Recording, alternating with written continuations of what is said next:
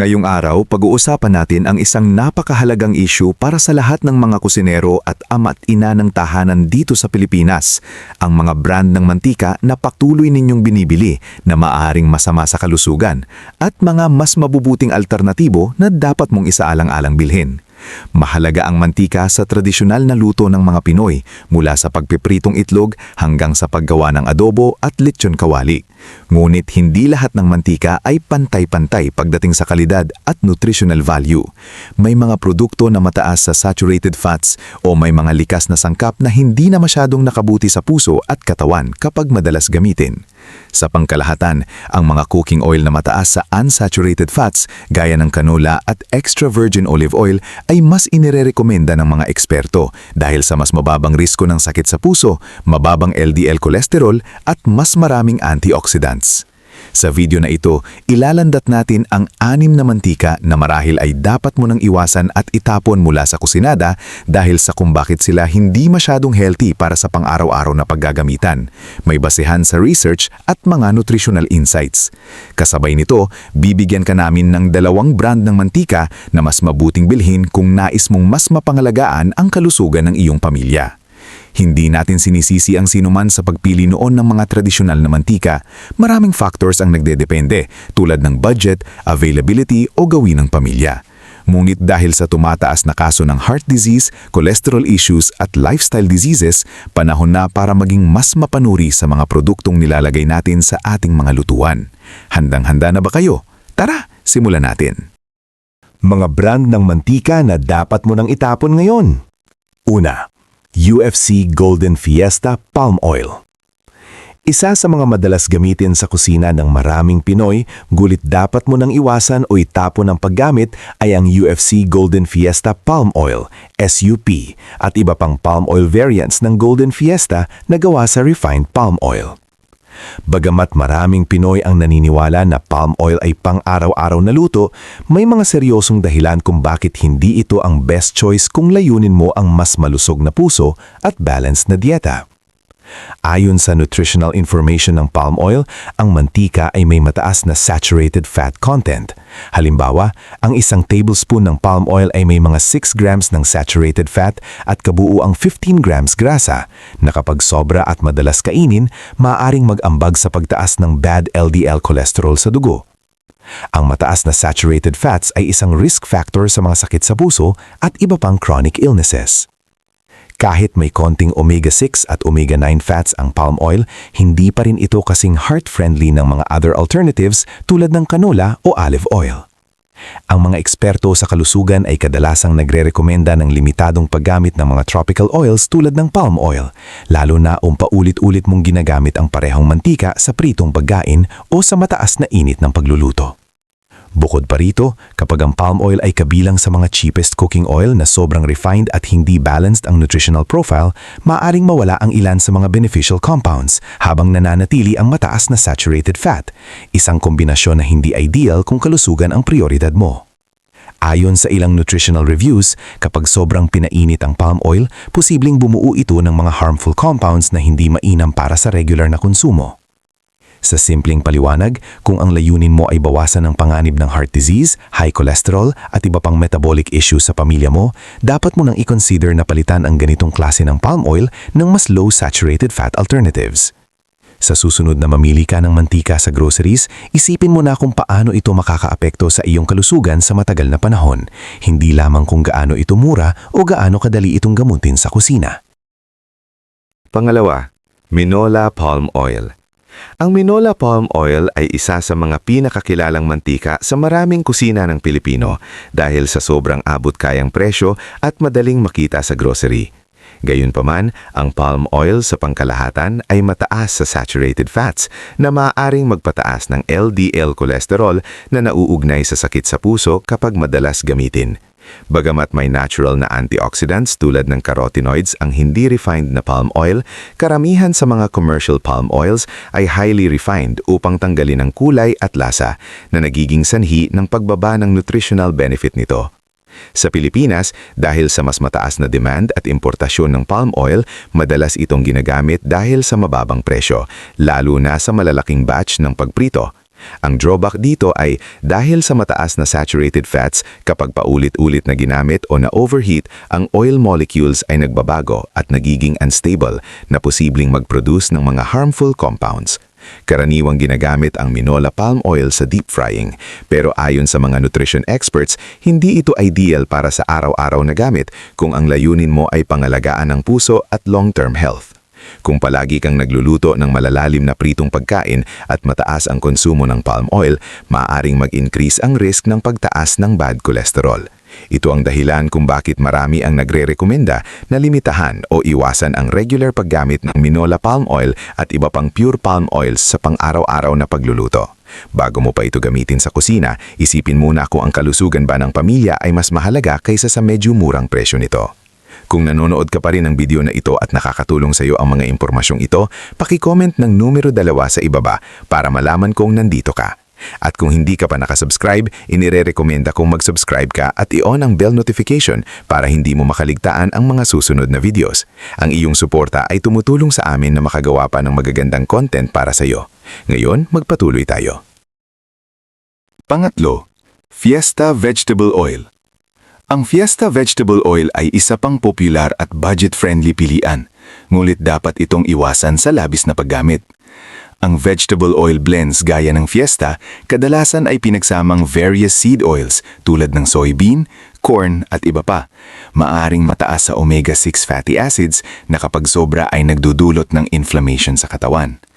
Ayon sa mga diet research, ang sobrang omega-6 fatty acids na hindi balanced ng omega-3 ay maaring makaambag sa chronic inflammation, isang risk factor sa maraming sakit sa puso at metabolic disorders. Bukod pa rito, ang parehong vegetable oil blends, lalo na kung sobrang refined at walang mataas na antioxidants, ay nagiging prone sa oxidative stress, lalo na kapag paulit-ulit na ginagamit sa mainit na temperatura. Ibig sabihin, madali itong masira at maging rancid kapag hindi maayos ang storage o kapag lagi itong napapainit. Ito ang dahilan kung bakit maraming nutrition experts ang nag-aalerto na mas mainam ang mga oil na may mas mataas na monounsaturated fats at mas stable sa init tulad ng canola o olive oil kaysa sa generic vegetable blends. Hindi rin maikakailan na maraming Pilipino ang sanay at nasanay sa lasa ng Fiesta Vegetable Oil. Ngulit kung pangmatagalang kalusugan ang pag-uusapan, palaging paggamit ng generic vegetable oil blend ay hindi ideal. Kung laging ginagamit ito sa araw-araw na pagprito at slow cooking, dadaan ito sa mataas na heat at oxidation, na posibleng magdulot ng free radicals na hindi natin gusto sa katawan. Kaya bago mo pa ulit buksan ang bote ng Fiesta Vegetable Oil, isipin muna ang pangmatagalang epekto nito. Pang-apat, Choice Coconut Oil, Refined. Maraming Pilipino ang lumaki sa paniniwalang ang coconut oil ay otomatikong healthy dahil bahagi ito ng tradisyonal na lutuing Pinoy. Totoo na ang niyog ay may natural na benepisyo, ngunit ayon sa modernong research, hindi lahat ng coconut oil ay pare-pareho ang kalidad. Ang mga refined coconut oil tulad ng Choice Coconut Oil at iba pang generic brands ay dumaraan sa mataas na init, bleaching at deodorizing process. Sa prosesong ito, nababawasan ang ilan sa natural phytonutrients at antioxidants na karaniwang matatagpuan sa mas minimally processed oils. Ipinapakita ng ilang pag-aaral na ang virgin coconut oil o VCO ay mas mayaman sa polyphenols at may mas mataas na antioxidant activity kumpara sa refined versions. Ang mga antioxidants na ito ang tumutulong laban sa oxidative stress sa katawan. Bukod dito, bagamat nananatili ang karamihan ng saturated fats tulad ng lauric acid sa refined oil, mas buo at mas protektado ang natural compounds sa extra virgin coconut oil dahil hindi ito dumaraan sa matinding chemical refining. Isa pang mahalagang punto, kapag ang refined oils ay paulit-ulit na iniinit, mas mabilis silang mag-oxidize at maaaring makabuo ng compounds na hindi ka nais-nais sa kalusugan kapag madangas gamitin. Ito ang dahilan kung bakit inirerekomenda ng maraming eksperto ang paggamit ng mas stable at minimally processed oils, lalo na kung regular ang pagprito.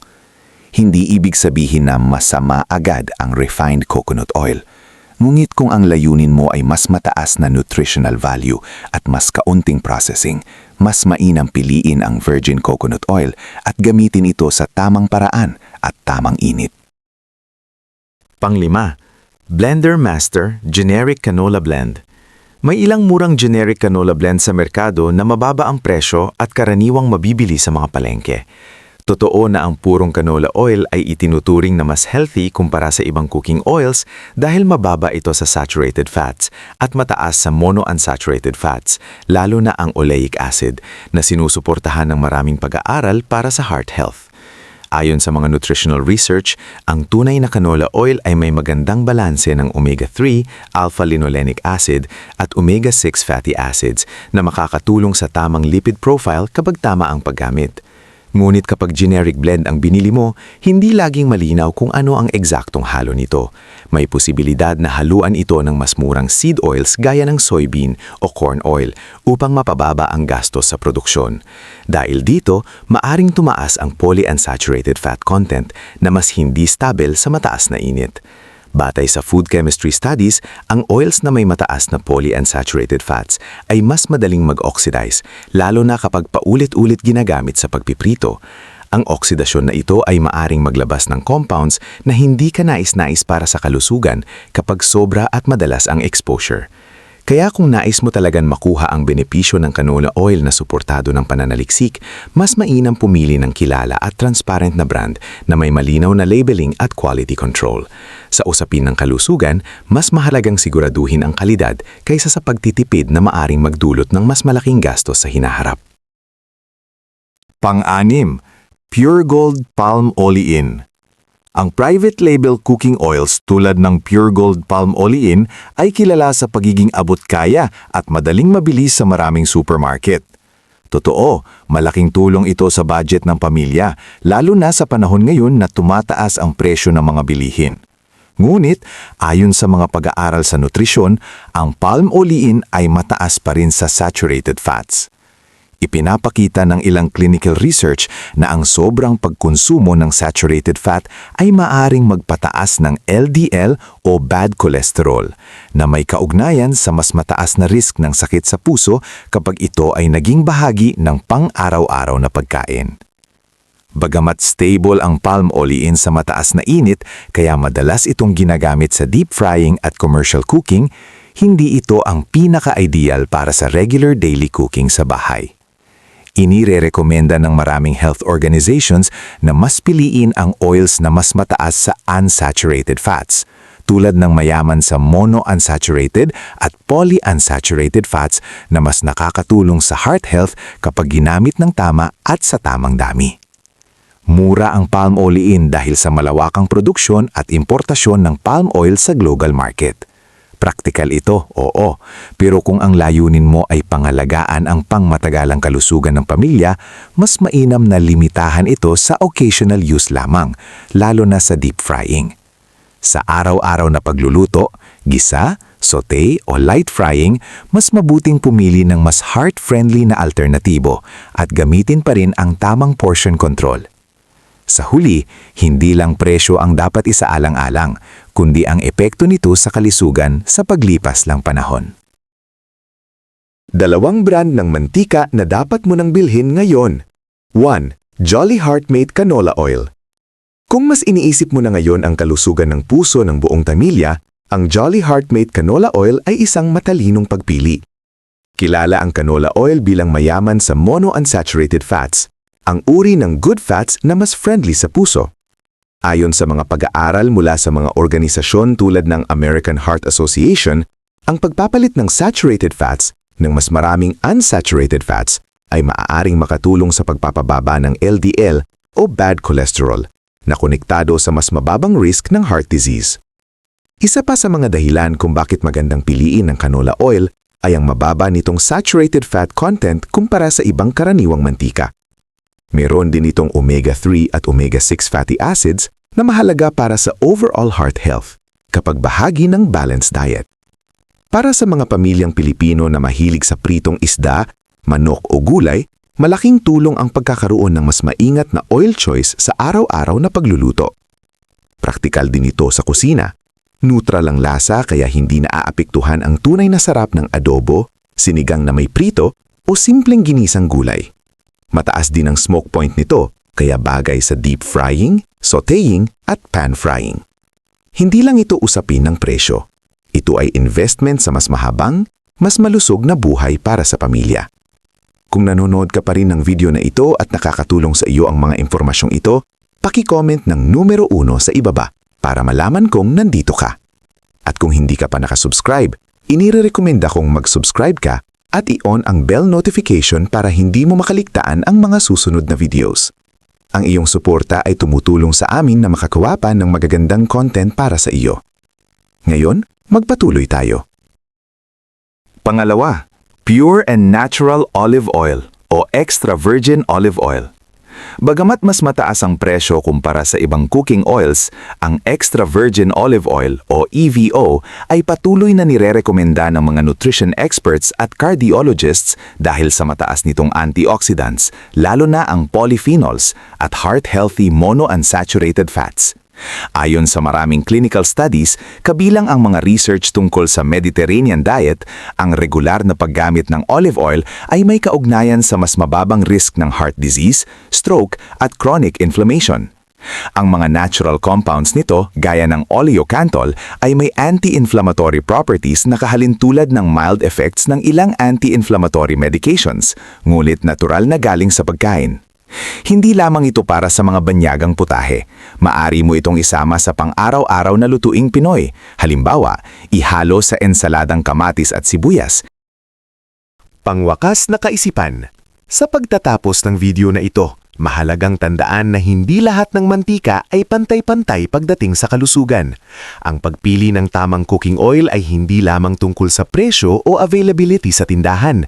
Ito ay tungkol sa nutritional profile, health impact, at kung paano ito nakakaapekto sa pangmatagalang well-being ng ating mga pamilya.